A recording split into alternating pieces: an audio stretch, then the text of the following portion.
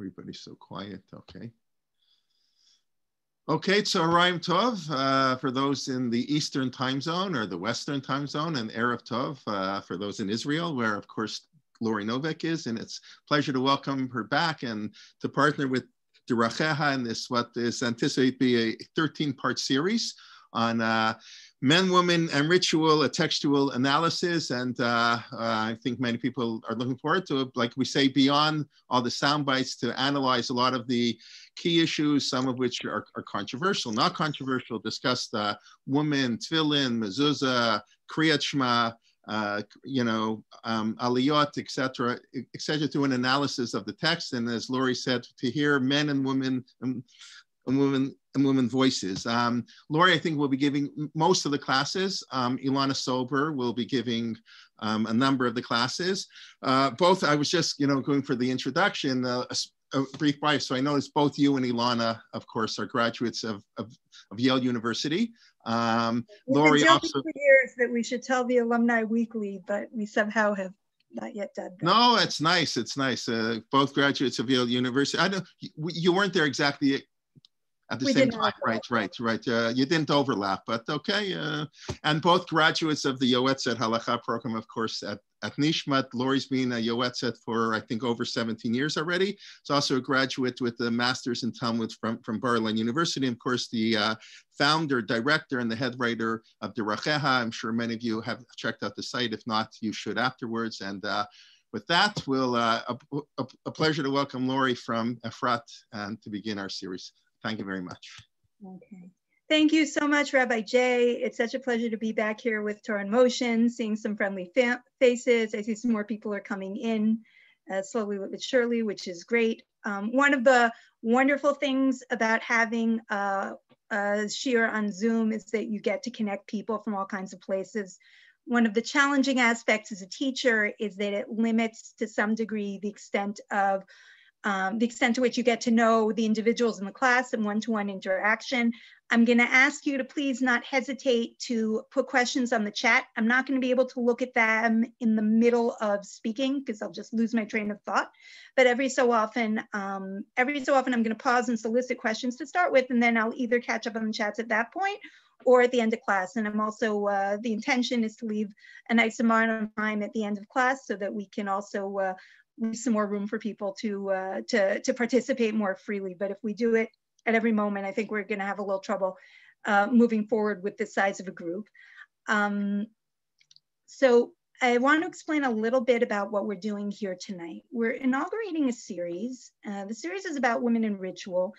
And I imagine, I might be wrong, but I imagine that the first thing that came to your mind when you were thinking about that was not necessarily Kriat Shema.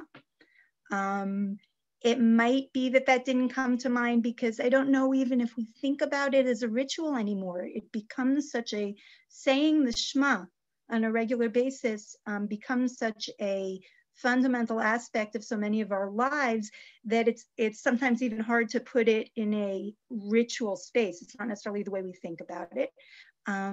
Women in Kriat Shema hasn't been in the headlines. Sometimes there seems to be an assumption that if we're going to be interested at looking at how mitzvot might affect people of different genders differently, that it's got to be because we're interested in controversy. One of the premises behind this series, as Rabbi Jay was pointing out, is that there's a lot more to learn, and it's not all just about controversy. Kriat Shema is so fundamental that for that very reason, it's worth us looking at and getting to know better. Methodologically, I'm hoping tonight that by taking this topic, which is a little bit less perhaps popping out as what you'd put in the headlines and a little bit more fundamental, I'm hoping that that's also going to give us the opportunity to set a kind of methodological tone or precedent for how we're looking at things. There's a broader, there are a few broader methodological points that we're going to be wanting to make here tonight as a result or coming out of our study. It's much more interesting to actually do the learning than talk about the learning, but it's also important to be aware of how we're doing what we're doing. Two short notes in that regard before we really get started. One, the series is called Men and Women and Ritual. And that title is important. It's an important title because, well, we're all in this together. It's an important title because to say that we would learn about Kriat Shema, let's say, without looking in depth about what women should be doing, would be leaving out over 50% of our population.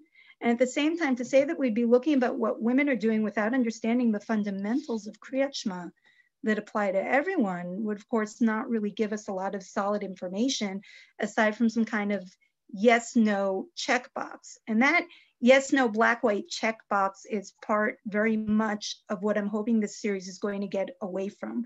I'm interested in this series of looking at halacha as a place where we see a lot of gray and a lot of nuance. Even though there are practical instructions and there are certain things that are non-negotiable and that they are in fact black and white, ultimately what's fascinating about halacha is how much more there is to discuss. And another point, it's going to be important, I think, that we'll see over the course of our study that sometimes, specifically by looking a little closer at issues that arise when we're talking about the nature of women's obligations in a given mitzvah, we begin to learn more about the mitzvah as a whole. Sometimes it opens up a new window into understanding the whole subject.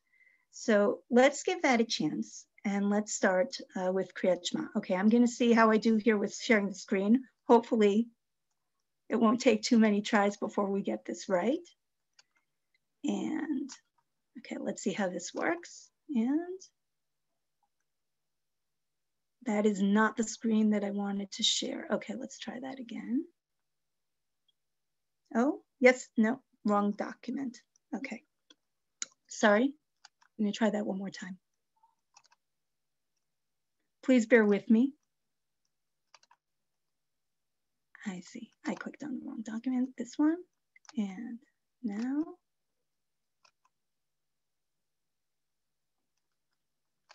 Okay, sorry.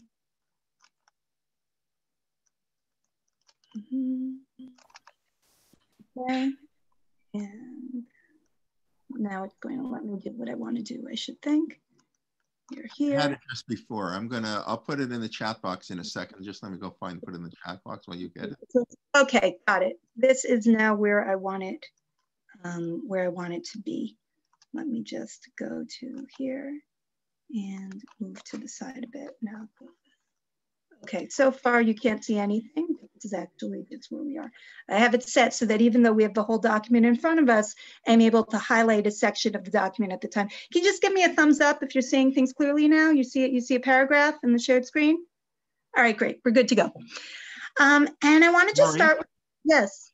Would you prefer I not post the whole source sheet in the chat box? Because that way they'll see the future sources. I can post it or not, if you prefer. Oh, I mean, there's nothing to hide. It certainly can all be, fine. It can all be in the chat box, but I think I would recommend in terms of enjoying the shir, I would recommend following along with us on the screen. One other note, if you're not seeing me right now on your screen, you can usually set on the top right corner to go into side-by-side mode or to go into speaker mode. Either of those will enable you to see a little box with my face or even a row of boxes of different members of the shir. While the screen is being shared, it's oftentimes a little bit more interesting than just seeing the relevant paragraph. So you might want to try to fiddle with that. All right, so I want to get started by looking at the very basics, and then we're going to build up to things that are a little more sophisticated. Many of us, if not all of us, say this all the time, and yet when you look at it closely, sometimes things pop out at you that you wouldn't necessarily see at first glance. Okay, Dvarim Perek Vav. Shema Yisrael, Hashem Elokeinu, Hashem Echad. All right, so that's the pasuk that we know and love. We would think of that as maybe the core of Kriat Shema, right? Hear, O Israel, the Lord is our God, the Lord is one. And you should love the Lord your God with all your heart, with all your soul, with all your might, or all your wherewithal. Note that something just happened.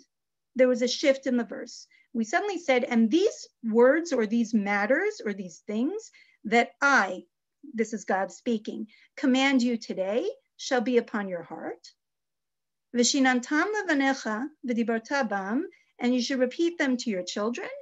Lishanen, it's like to grind your teeth over it again and again, or lishanot, like the word shnei, shtayim, two, to repeat it to your children. V'dibarta bam b'shivtecha v'etecha, and you will speak about them when you're dwelling in your home, uvlechtecha baderech, and when you're going away, uvshach b'hav kumecha, and when you're lying down and when you're rising up. Note the shift. The first two verses, I'd say, were full of rich theological content, right? First verse is establishing that we're the nation Israel being addressed, that we have to give ear to what we're looking at and that to what we're talking about, and that God, this is the principle of monotheism, right? That there's one God. The second verse is telling us that we have to love God and that that love has to be all-encompassing, total, everything that we have. But now, the following two verses are really actually not giving us more content, right? The following two verses are telling us, as it were, what to do with this.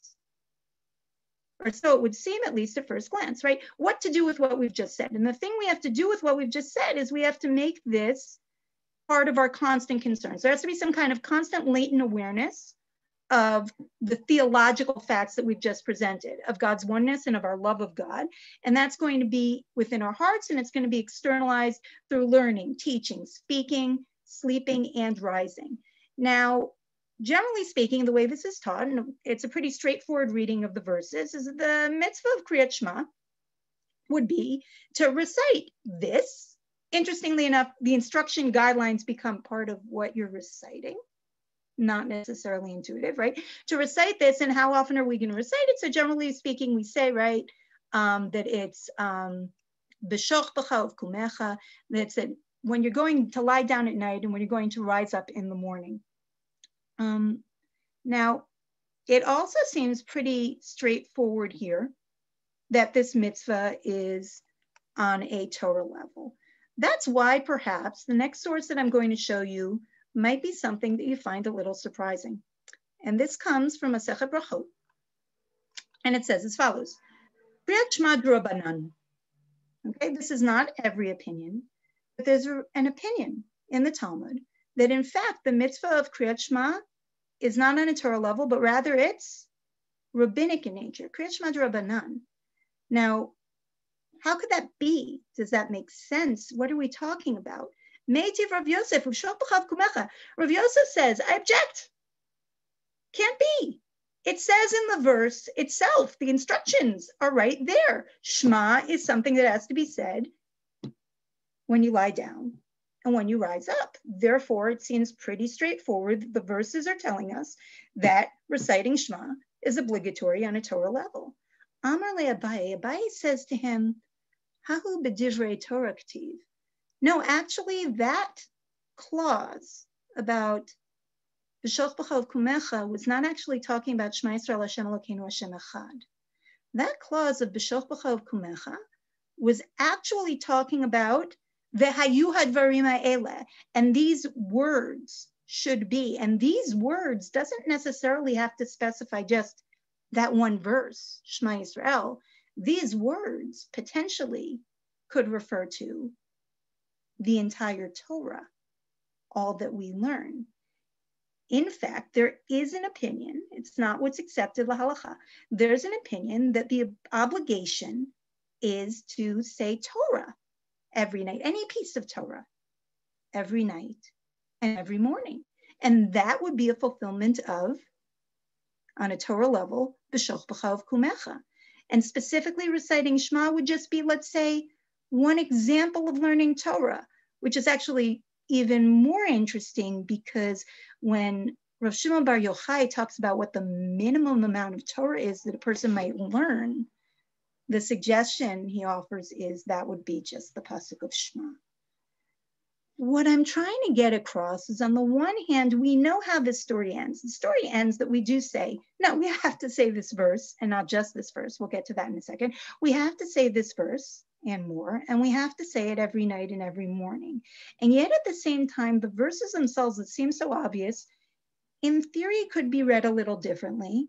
And one of the ways in which they could be read differently is as highlighting learning Torah, and not specifically Kriat Shema per se, a sort of minimal or ideal minimal unit of learning Torah would express Shema Yisrael Hashem Elokeinu Hashem Echad, perhaps because a minimal unit of learning Torah entails us having to have the ability to hear God's word and to recognize who God is.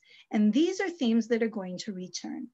Now, on a technical level, the fact that there's a specific timing for Shema is going to be relevant. It's going to be relevant for everybody who needs to say it, because the timing is going to say that, let's say in the morning, when the Shema, you can't have all day to say it. You have to say it within a certain amount of time in the morning. And it also means that that at some point at night, there would be a limit to how late we could say it. Now, here's another interesting thing, and this comes from Rambam. And this is also not obvious. We've talked about Kriat Shema possibly being rabbinic in nature, but we've said that, okay, on the whole, we're going to conclude that it is on a Torah level. We've talked about the reason for that disagreement being rooted in ambiguity of what hadvarim ha'ela are, what these words are that we have to say, b'shoch b'chav kumecha, when we lie down and when we rise up. Now, if you look here at the Mishnah Torah by Rambam, he says something even more intriguing. Ukriat Shema, ukriat shalosh parashiyot elu al seder zeh, hi hanikret kriat Shema. Reciting these three, now he doesn't say verses, he's not saying words, he's saying three parashiyot, three portions. What does he mean by the three portions? It sounds like he means Shema and the other parts that we know, right? V'ahavta, v'yayim shamoa, v'yomer. We're going to talk about what those are in a moment. But what's amazing is that the Rambam seems to be folding all of that into hadvarim ha'ela. And in fact, among halachic authorities, you have a whole range of viewpoints about, even if we say that this Shema Yisrael Hashem Elokeinu Hashem Echad is the core of Kriat Shema, how much do you really have to say to fulfill the mitzvah of Kriat Shema? Is it enough to just say that verse? Or in fact, you have to say that verse plus 1, plus 2, or plus 3 additional paragraphs on a Torah level? Now, one indication of what the answer might be for that comes from the Shulchan Aruch. The Shulchan Aruch says as follows: HaKoret Shema v'lo kiven libo b'pasuk rishon shu Shema Yisrael lo yatsa yedei chovato.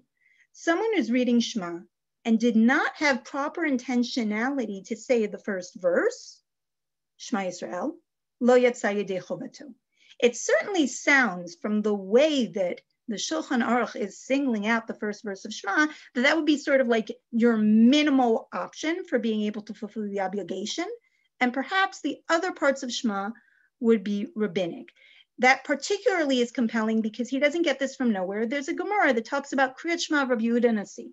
And Rabbi Yehuda Nasi's Kriat Shema apparently involved Shema Yisrael Hashem Elokeinu Hashem Echad. Okay, well, where did the other stuff come from? And that, let's just review. Some of you might be familiar, Baruch Shem Kvod Malchuto L'Olam V'ed, right? Where does that come from? So that, there's an Agadta with Yaakov Avinu, which is kind of interesting. What happens? Yaakov Avinu is about to die. He's on his deathbed, according to the Talmud.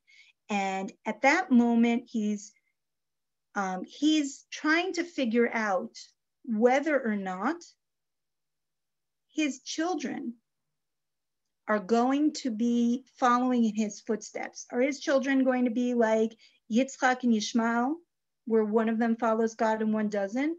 Or are his children all going to follow God's footsteps, which would be a new type of merit for someone to have? And at that moment, sort of the test is that he says, Shema Yisrael Hashem Elokeinu Hashem Echad. And the way that the children of Yaakov, the original Bnei Yisrael, prove that they're in fact on track all to be parts of the Jewish people, is that they respond and they say, Baruch Shem Kvod Malchuto L'Olam V'ed. Blessed be the name of his royal honor, God, forever and ever. Now, our sages say, Amri Rabbanan, Heichi Navid, Namruhu, what should we do? Should we say this? Lo Amaro Moshe Rabbeinu. It's a little funny. We were just talking about how much of what we already recognize as Shema from Parshat Ve'echanan and Devarim counts as part of the mitzvah. And here we have this new line, which isn't even in the Torah. Moshe Rabbeinu didn't say it. Can that be part of what we meant to say? And the sages have to figure out, well, on the one hand, we have this precedent. Apparently, Moshe Rabbeinu is not the first person who says Shema Yisrael. Yaakov Avinu is. And in this precedent, the proper response, the way we prove that we're in, is by saying, Baruch Shem Kavod Malchuto L'Olam Va'ed. Sounds like a pretty good thing for us to do still now, to, as it were, assert verbally, yes, we're responding, we're in. Shall we say it? Moshe Rabbeinu didn't say it. Well, at that point, that's when they enacted that we should say it, but as sort of a compromise, we say it quietly. Okay, so that's the next little part. How do we get to the other paragraphs that we say? And here's a nice, interesting pattern. And by looking at this pattern, which is revealed in the Mishnah, we can actually learn a lot about what each component of Kriat Shema is supposed to accomplish. Amar Rav Yoshua ben Karcha, Lama kadma Shema levayayin Shemoah. Why is it that we say Shema, and included here when they're saying Shema is also Ve'ahavta, what we were just reading in Devarim about loving God as well? Why does that come before Ve'ayayin Shemoah, which is about reward and punishment primarily? Why? Ella, Kedei she'yakabel alav ol malchut shamayim tchila. V'achar kach yekabel alav ol mitzvot. I'm going to translate this line. Now, as you listen to it, realize that along the way of telling us what the order is, our sages are telling us what they view as the essence of each of these elements of Kriyat Shema. First, we say, Shema Yisrael Hashem Elokeinu Hashem Echad, because that is receiving Ol Malchut Shamayim. That is receiving the yoke of the kingdom of heaven. We're going to come back to this concept because it's going to become central in terms of, in particular, yes, women's obligations in Shema. Okay? The yoke of the kingdom of heaven. We have to receive the idea that God, we have to understand that God is king. When we say Shema Yisrael Hashem Elokeinu Hashem Echad, we also say it, it's a very prominent time, on Rosh Hashanah in Malchuyot, when we coronate God. And there we're supposed to have 10 verses, and it's supposed to culminate in a verse from the Torah. And there aren't that many verses in the Torah that talk about a king in a sense that could refer to a Kadosh Baruch Hu. And we take that verse, Shema Yisrael Hashem Elokeinu Hashem Echad, as kind of the culminating moment through which we coronate the king. Because when we're saying God is one, we're effectively saying he's the one and only ruler. That's Kabbalat Ol Malchut Shamayim Tchila. V'achar kach yikabel alav ol mitzvot. V'ayayin Shemoah comes next, because the next step is to receive the yoke of mitzvot. First, you have to understand who the commander is, and only then can you start to understand what the mitzvot are. And in what sense are the mitzvot a yoke? Well, we have to follow them, but again, v'ayayin Shemoah. There's reward and there's punishment. We're expected to follow through, and there are consequences when we follow through, and there are consequences when we don't. So Shema is taking us on a journey, a progressive set of themes. The first theme is God's kingship. The second theme is the mitzvot. And then, V'ayayin Shemoah levayomer. Why does Vayomer come next? Which is the parsha that deals, among other things, with tzitzit. Now, tzitzit, you'll remember, is a mitzvah.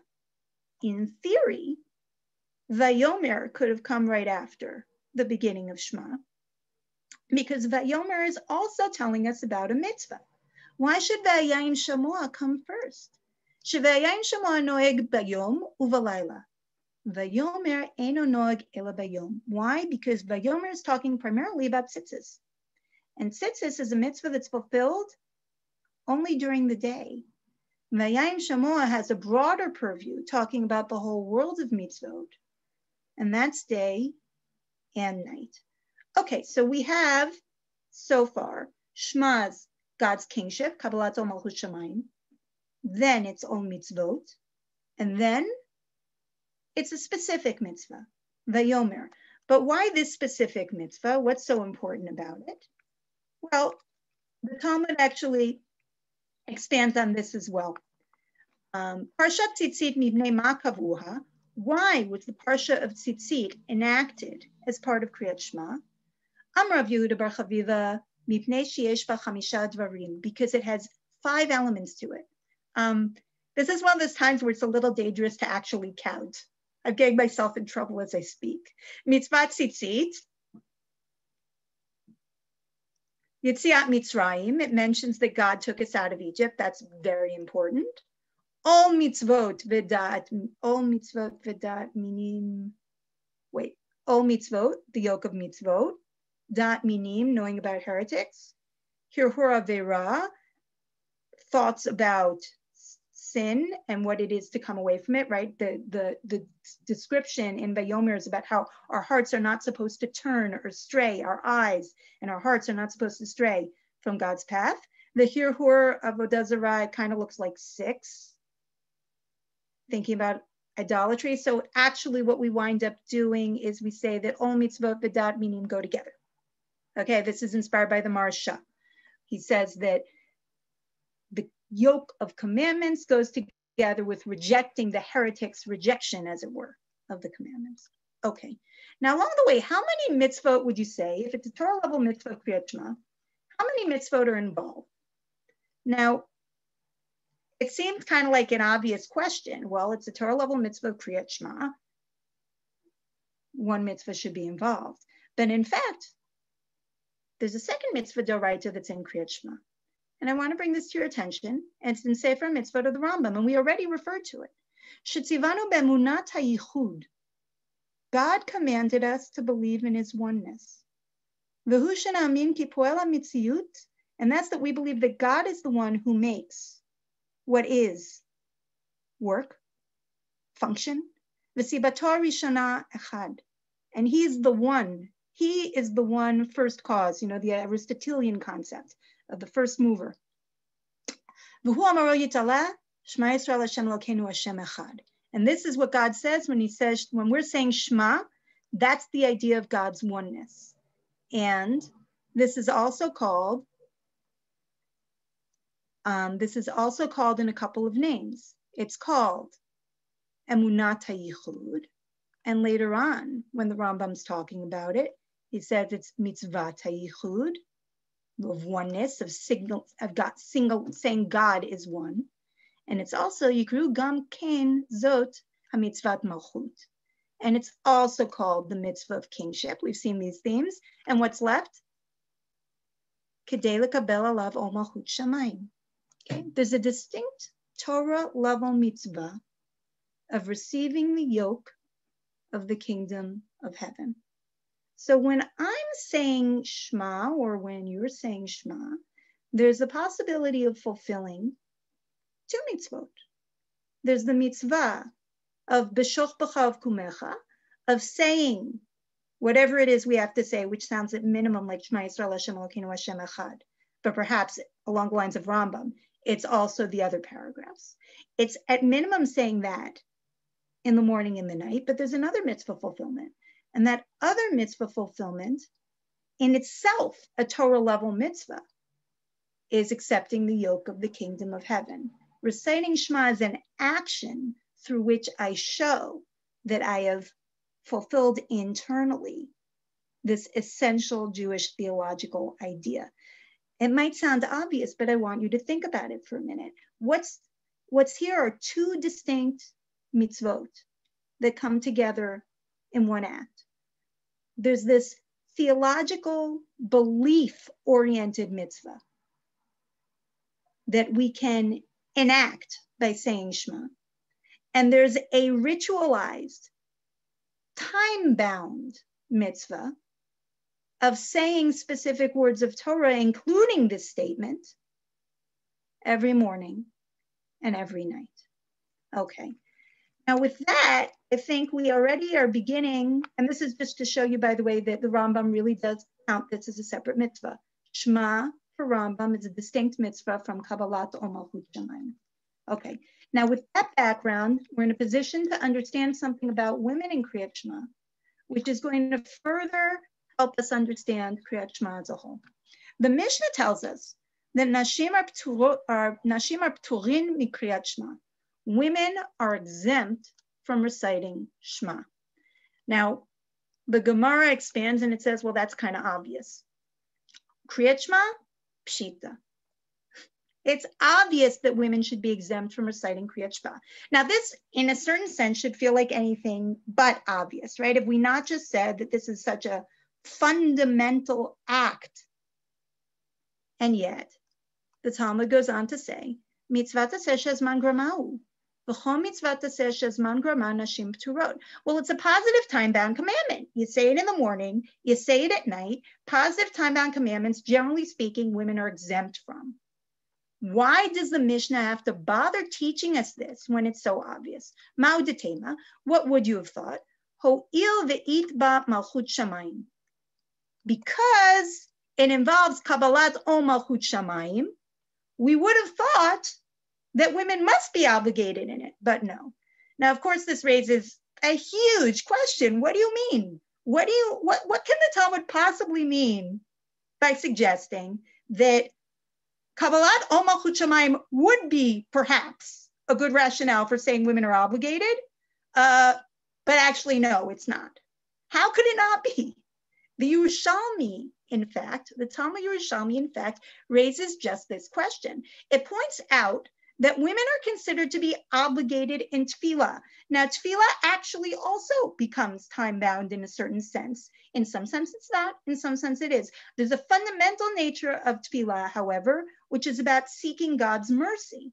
And says the Yerushalmi, v'chayavim b'tefillah, women are obligated in tefillah, kidei sheyeh kol echad ve'echad mevakesh rachamim al atzmo, so that each and every person can seek mercy for themselves. Shouldn't the same thing apply to Kriyat Shema? Rabbi Yosef, Rabbi Yehuda ben Pazi, Avu Metivin, Amru lo mistavra b'Kriyat Shema, she'ei kol echad ve'echad mishanem befiv? Does it not follow that the same thing should happen with Kriyat Shema, that every person should be doing it for themselves? It's a great question. It's a difficult question. And actually, it's not even as totally cut and dry as you might think. Because if you look at Masechet Sofrim, which is a post-Talmudic work from the early Gaonic period, about the 8th century, it says in Masechet Sofrim, v'chein hein, and so too they, and it's referring to women here as they, chayavot b'Kriyat Shema, and so too women are obligated in Kriyat Shema. Now that's a very intriguing statement by Masechet Sofrim, given that the Mishnah had said explicitly that women are exempt from Kriyat Shema. And the Talmud had said that that sounds like it should be obvious. And suddenly we have Masechet Sofrim saying, women are obligated? Well, to put the pieces together, the essential source to look at is the one that's quoted by Rav Yosef Karo, the compiler of the Shulchan Aruch, and his Beit Yosef. And the source he quotes is from medieval Catalonia, and it's a sefer called Ol Moed. And in this sefer, this is, I think it's Rav Shmuel of Catalonia, of Gerona, close to Barcelona. He says like this, V'nir'eh, and it seems, de'eved v'isha, that a woman and a bondsman shares a woman's exemption from positive time-bound commandments. Chayavin b'kabbalat hayichud, are obligated in the mitzvah of Kabbalat ol malchut shamayim. Dahainu, which is pasuk rishon, the first pasuk. Aval mishar psukim turim, but women are exempt from the other verses. Now that we've seen what we've seen in the background, I think we're in a very good position to understand what the Ol Moed is suggesting. What's he suggesting? Seems like he's saying like this. The ritual Kriyat Shema, which is focused on this is what you have to say morning and night, which is time-bound. From that, women are exempt.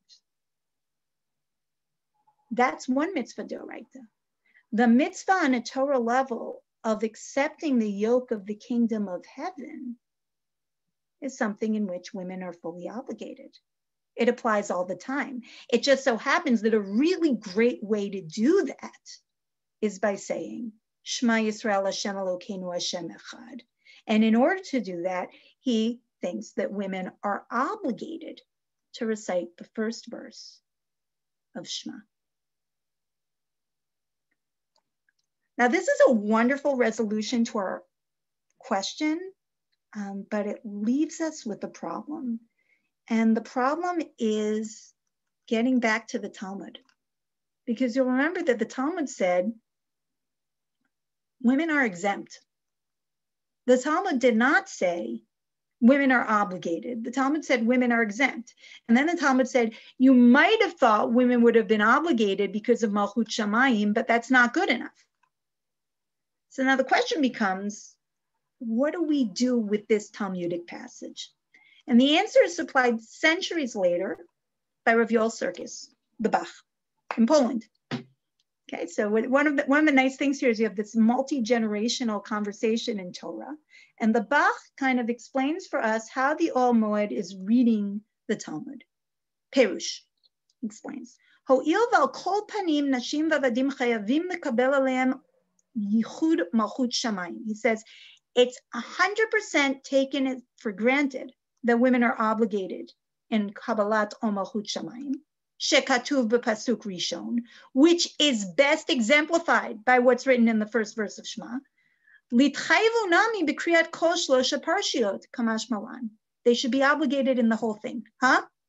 Well, let me show you. Let me read you again. I'm going to read you the Talmud two ways. First, the way we had been reading it, and then the way that the Bach suggests that we read it. How had we been reading it? Kriat Shema, it's obvious that women are exempt. It's a mitzvah to sesha zman grama, and women are exempt from those. What might you have thought? Well, since Kabbalat o Malchut Shamayim is so important, you might have thought women would be obligated. Mishnah comes to teach us women are exempt. Bach says that's not the right way to read this. He says, Kriat Shema, it's obvious that women aren't obligated to say the whole thing, all three paragraphs. To say all of those paragraphs is part of the mitzvah aseh shezman grama. It's part of the time-bound mitzvah of reciting Shema at morning and at night. What might you have thought? Ho'il ve'it b'malchut shamayim. You might have thought that since it includes the verse of Shema Yisrael that women have to say as part of Kabbalat o Malchut Shamayim, that women would be obligated to say the whole thing, that they'd be obligated in both mitzvot. And the Mishnah comes to teach us, no. Women are only obligated in Kabbalat o Malchut Shamayim in saying the first verse of Shema. But that doesn't mean that women are obligated to say all the paragraphs of Shema. Now, lest you think that this is just some sort of fruity idea or a feel-good idea, but it doesn't really go anywhere, I think it's important to see that, in fact, this idea becomes halacha. If you look at the Shulchan Aruch, now his language is a little softer than the Ol Moed. If you look at the Shulchan Aruch, he says, Nashim v'avadim turim mikriyat Shema. Women and bondsmen are exempt from reciting Shema. Mipnei shi mitzvat aseh shezman grama, because it's a positive time-bound commandment. V'nachon hu l'lamdan shekablei aleim al malchut shamayim. However, this vav is the but. But it is correct to teach them to take upon themselves the yoke of the kingdom of heaven. And the Ramah explains what that means. Women should read the Fachot Pasuk Rishon. Women must read at least the first verse of Shema. So in other words, we say la halacha that really women need to say at least the first verse of Shema. And you could argue about this. It have to be every morning and every night, or is it just okay to do it once a day, as it were, right? women are supposed to say the first verse of Shema. The exemption of women from Kriat Shema is exemption from the ritual of the full Kriat Shema morning and night every day. But the exemption of women from Kriat Shema is not an exemption from the mitzvah on a Torah level of Kabbalat Ol Malchut Shamayim, in which women are fully obligated and which can be optimally realized by saying Shema Yisrael Hashem Elokeinu Hashem Echad. Now, Oel Moed thinks that this is a Torah level obligation. It sounds from the use of the word Nachon that the Beit Yosef isn't convinced that saying the pasuk of Shema is a Torah level obligation. He thinks it's correct because Kabbalat Ol Malchut Shamayim is obligatory, but perhaps enunciating that specific way isn't. For example, if you constantly were walking around with God consciousness, then you could also, in theory, in that way, fulfill the constant mitzvah of Kabbalat Ol Malchut Shamayim. And nevertheless, even if you were, it would still be correct every day to say Shema Yisrael Hashem Elokeinu Hashem Echad in order to actively receive the yoke of the kingdom of heaven. I want to add that actually Rav Soloveitchik uses the same idea to explain a different issue entirely. Rav Soloveitchik is troubled by trying to integrate. We're not going to read all of this inside right now, also because of the time, but Rav Soloveitchik is troubled by trying to integrate the Rambam's, but trying to integrate the idea that the first verse of Kriat Shema would have a unique, important status. And at the same time, how the Rambam, as we saw earlier, seems to fold all the paragraphs of Shema together into the Torah level obligation. And effectively he says, well, yeah, because the first pasuk of Kriat Shema has special importance, because nired yesh bet dinim v'kiyumim b'mitzvah Kriat Shema, because there are in fact two different mitzvah fulfillment in the act of Kriat Shema for the Rambam. Din ma'aseh kriyat haparshiyot, the law of reciting all the parshiyot, v'kiyum kabbalat ol malchut shamayim, and fulfillment of the idea that we are accepting upon ourselves the oneness and the yoke of the kingship of God. Okay, so let me just summarize what we did and make a couple quick methodological points and then open things up for some questions, okay? What did we do? We saw, just to recap, right? We looked a little bit at the mitzvah of Kriyat Shema. We talked about the centrality of the first verse and the way in which its connection to reciting things day and night is actually already called into question by the Talmud, which suggests that perhaps reciting day and night is something that could be generalized to any words of Torah and not specifically on a Torah level linked to those verses, right? We saw that there are different opinions about the extent to which how much has to be said of Shema to fulfill the mitzvah of Shema on a Torah level. And we saw that the Rambam actually has two different mitzvot that he lists that are connected to Kriyat Shema. The one, reciting Shema b'shal b'chav kumecha, and the second, morning and night, or night and morning, and the second, Kabbalat Ol Malchut Shamayim. What we then saw, looking at a woman's obligation in Shema, or what's ordinarily called a woman's exemption in Shema, is that the exemption stems, the Mishnah says it straight out, the exemption stems from the fact that Shema is a positive time-bound commandment.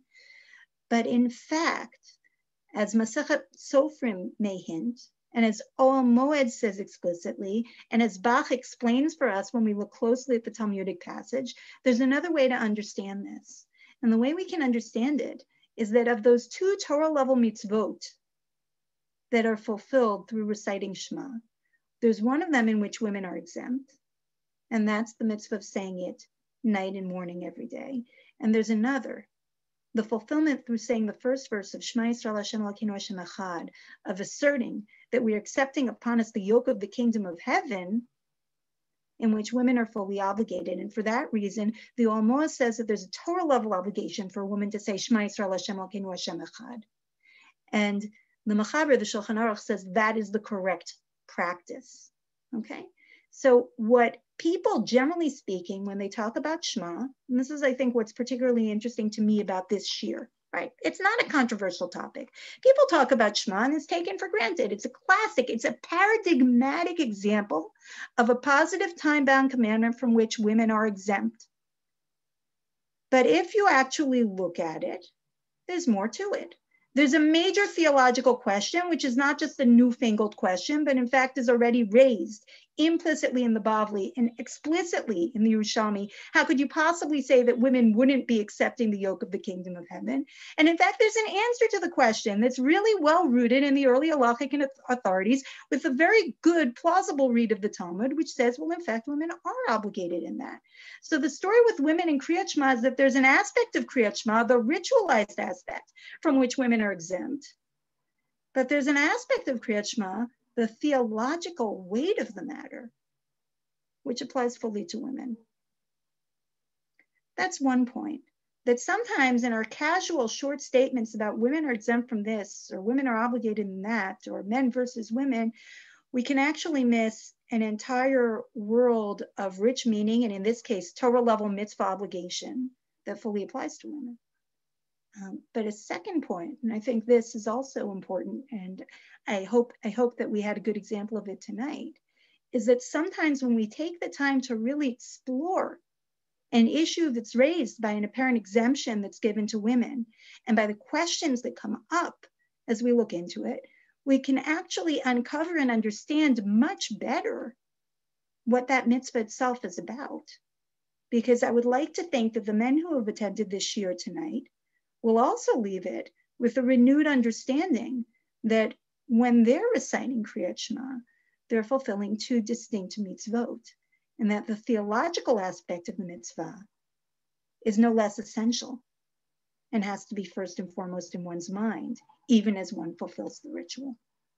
Okay, what I think we're going to find again and again, if we look intelligently and carefully into what our sources have to say about men and women in ritual, is that we have a lot to learn from the discussions of women.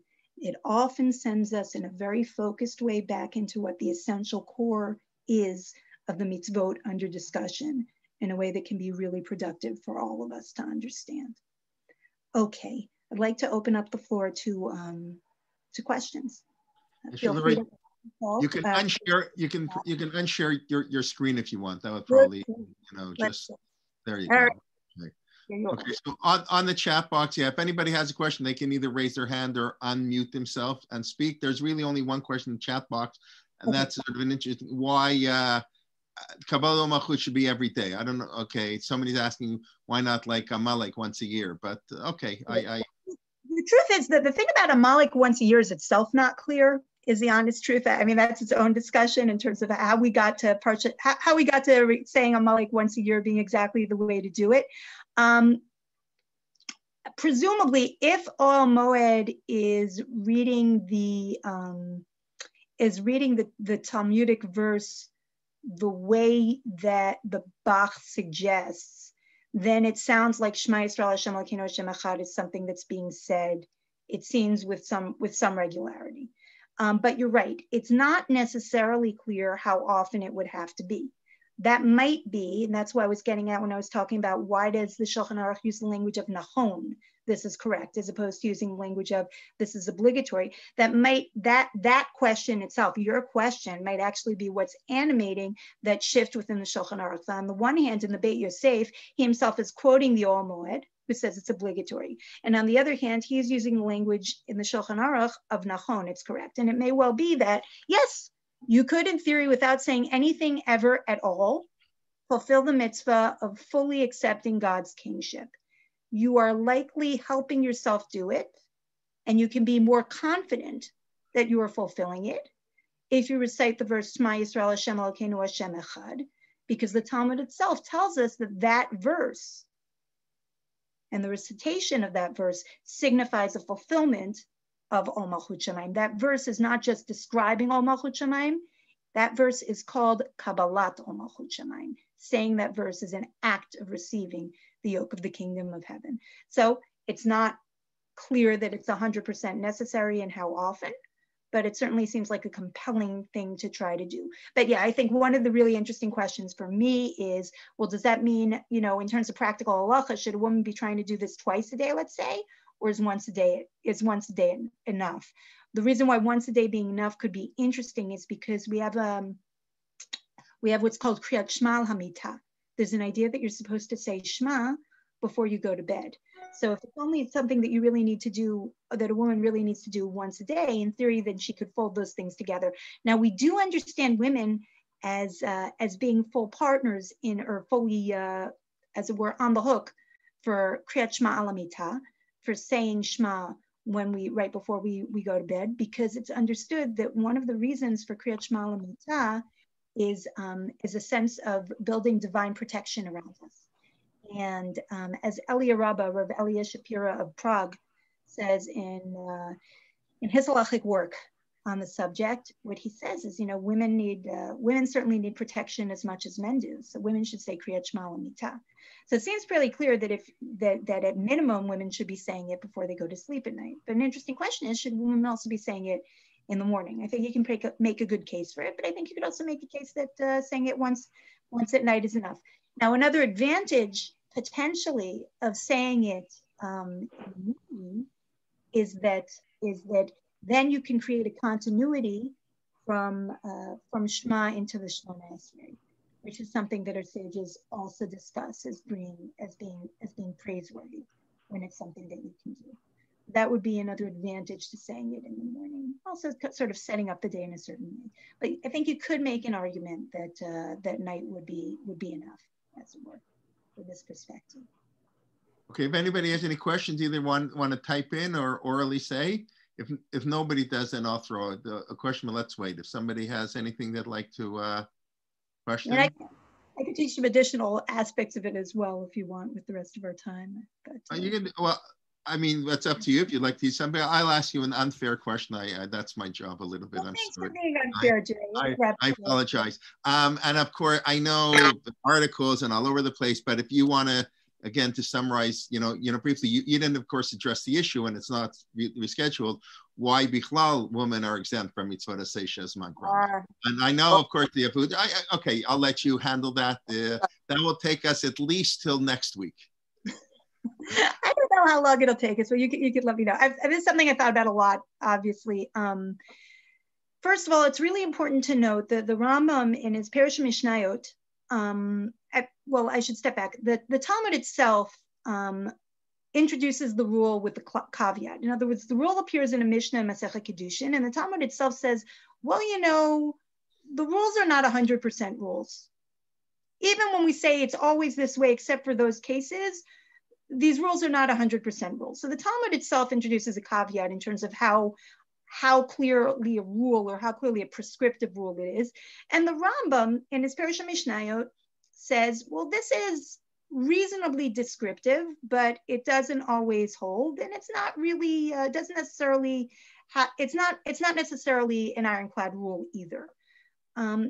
There's something compelling about that, especially because in a sugya I particularly like in the Talmud, let's say one that discusses the mitzvah of sukkah, I think really is a great example of this. We have a discussion about whether or not women are obligated in sukkah, and the Talmud suggests that one of the ways to look at the question is through the rule of mitzvah taseshes mangrama, but the Talmud actually also suggests two completely different ways to learn about it. One being a close derivation from reading the verses, and another being Masoret, tradition. And there's something about that sugya that I think is very compelling, because it's effectively the Chazal are putting on the table that there are different ways in which we determine when women are and are not obligated. And the rule of mitzvot taseshes mangrama is not necessarily an ironclad rule, and even when it might apply, it's not even necessarily the only way that we get our information. And in fact, if you look case by case, very frequently, there are other derivations given for women's exemption. All that being said, something else that's really interesting is that the Talmud does not give a reason for women's exemption from mitzvot taseshes mangrama, other than a technical reason.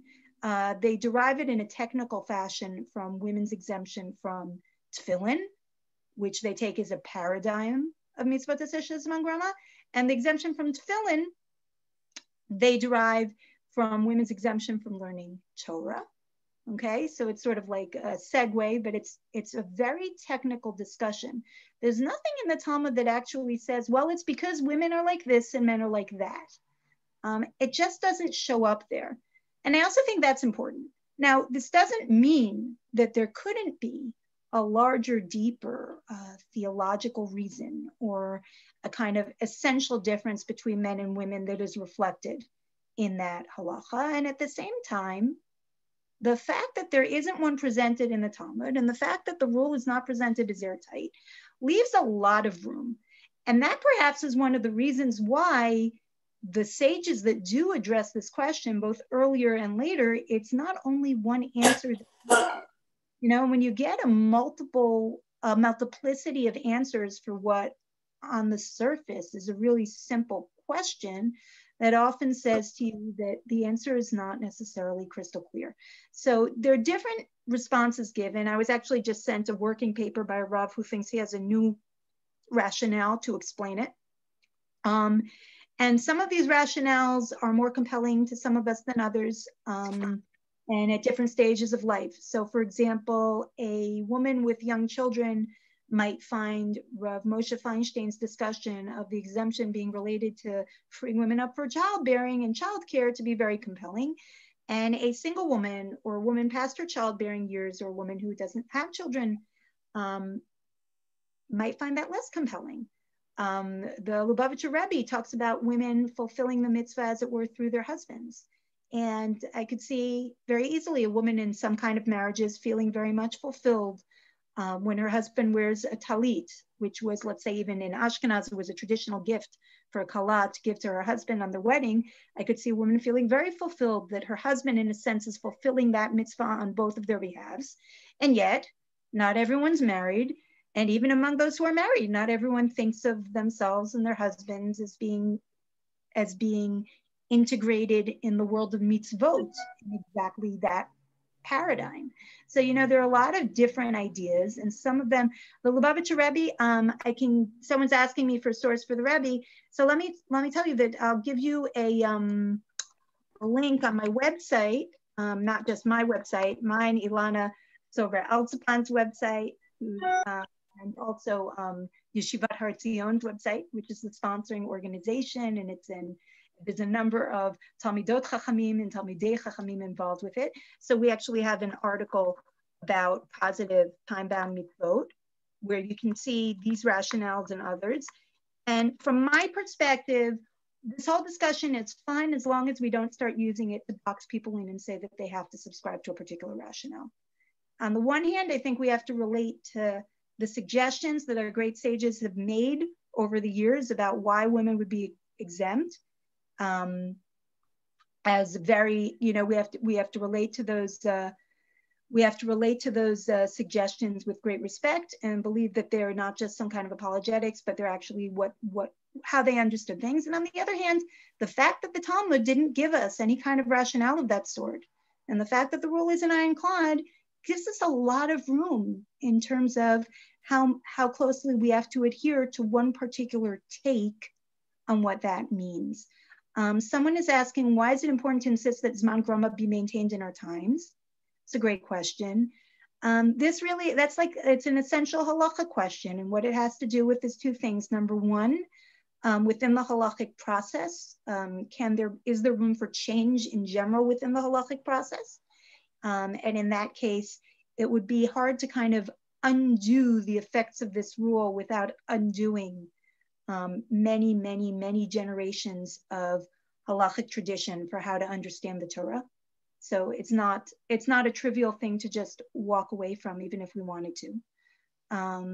But additionally, I think the real question that people raise very frequently is, well, do we think that women have changed? Do we think that at this point we could almost treat women like there's some different category from how it once was? Have relationships changed sufficiently? Have women's lives changed sufficiently that we could say that there's some kind of new category that's not what once were called women? There are some people, generally speaking, not within the Orthodox world, who have made that kind of a claim. And I think it's a little difficult to say. I think it's particularly difficult to say, again, for the same reason.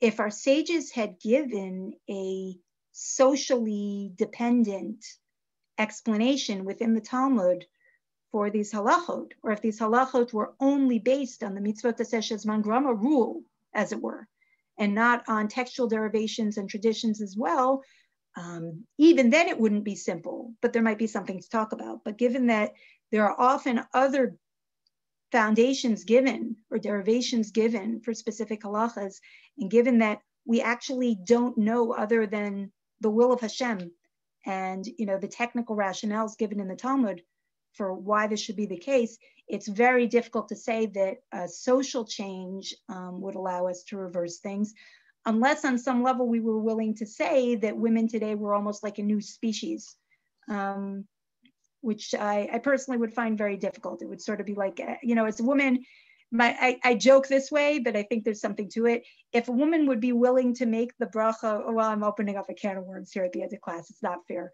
But if a woman, see Rabbi Jay, what you put me up to, that's what you wanted. If a woman would be willing to make the bracha, shelo asani isha, that God did not make me a woman, then I think we could start talking about saying that women today are like a totally new category from what they were. But I think until we have women making that bracha, and I'm exaggerating. I'm being a little bit silly here, but I'm trying to make a point, which is that I think it's hard to say or to know to what extent our experiences or our lives or our personhood is continuous or discontinuous with what came before.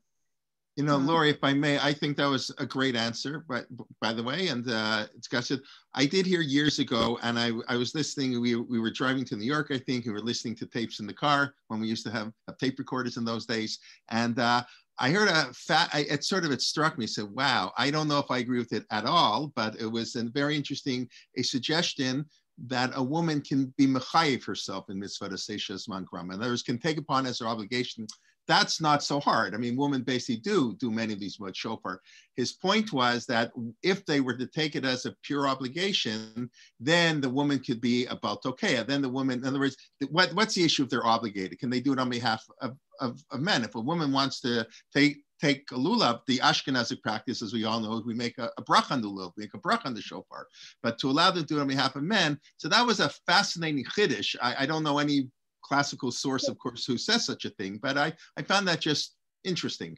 That was actually that was a very important argument in the kind of the conservative movement's discussions. This was said, if I recall correctly, was at the first JOFA conference.